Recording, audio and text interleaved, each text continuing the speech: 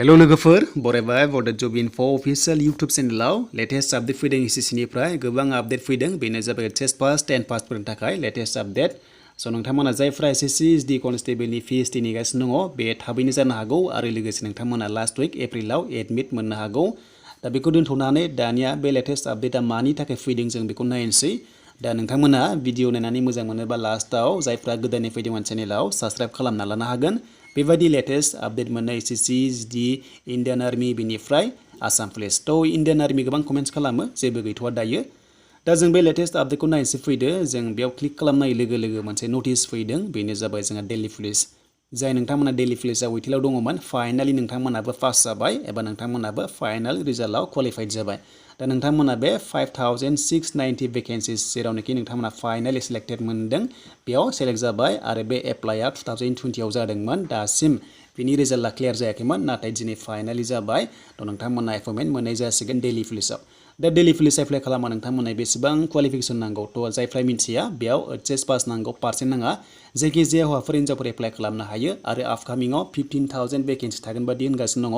दा नोंथांमोना रेडि जादो आरो बेयाव एप्लाइ खालामदो थ' नोंथांमोना फार्स्टआव रिटेन एग्जाम होनांगोन बिनिफ्राय 1600 मिटार्स खारनांगोन आरो बे इन्टारभिउआ गुवाहाटी स्टेडियामावनो जायो लोगोफोर नोंथांमोना बे सारुसाजा स्टेडियामावनो जानायखौ नुनो मोनो आरो बेयावनो जाबाय थाखायो स' नोंथांमोना एप्लाइ खालामबानो जाबाय बिनिफ्राय नेक्स्टआव जों फैबाय दानिया मोनसे लेटेस्ट आपडेट बाव बेनो जाबाय MTS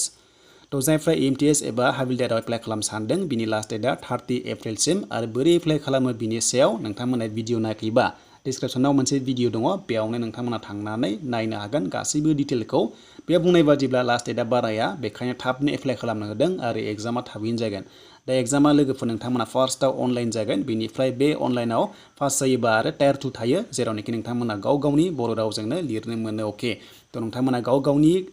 लेंगुवेजजों नोंथांमोना लिरनो हायो गासै 22टा लेंगुवेजेस दङ इन्डियाआव थ' नोंथांमोना बे रावजों लिरनो मोनगोन बिनिफ्राय दानिया स्टेनोग्राफाराव जों फैबाय बेयावबो लेटेस्ट आपडेट बेयाव लोगोफोर एग्जामा जादोंमोन 2021 नि अक्ट'बराव जादोंमोन आरो बेयाव माखासे केन्डिडेटआ क्वालिफाइड जाबाय दा बिथांमोनखौहाय डकुमेन्ट भेरिफिकेसन खालामसिगोन आरो बेयाव जायफ्रा गासैबो अके मोनो अब्लानो साख्रिखौ होनाय जासिगोन दा लोगोफोर एसएससिआव गोबां एपइन्टमेन्ट होनो थांगासिनो दङ बिनि अनगायैबो एसएससि एसडिल'सै थ' एसएससि एसडिआव नोंथांमोना जायफ्रा पिएचडि पास जागोन अब्ला मेडिकेल थागोन आरो मेडिकेल पास जाबा नोंथांमोना साख्रिखौ मोननाय जागोन आरो नेक्स्टआवबो ओंखारबावगोन एसएससि एसडि कनस्टेबलआ लोगोफोर 2024आव ओंखारगोन स' नोंथांमोना 23 आव एप्लाइ खालामनानै 24आव रानिंखौ होनो मोनहैगोन थ' बेनिफ्राय लोगोफोर बेनोमोन आपडेटआ लेटेस्ट आपडेटआ एसएससि नैबे स्टेनोग्राफार ग्रुप C and D थ' लोगोफोर दा बावै नोंथांमोना एपइन्टमेन्टखौ मोननाय जासिगोन थ' बेनिसिम लोगोफोर बाट नोंथांमोना MTS आव एप्लाइ खालामथार जायफ्रा खालामनो सानदों 10 पास जाबानो एप्लाइ खालामनो हागोन जेबो बेयाव डिप्ल'मा एन्ड पार्सेन्ट नाङा जायफ्रा 10 पास एचएस पास जायखिजाया डिग्री पास मिनिमाम 10 पासआनो बे पस्टआव इलिजिबल जायो जास्ट नोंथांमोननि बैसोआ 18 निफ्राय 28 नि आन्डाराव थानांगोन अब्लानो एप्लाइखौ खालामनो हागोन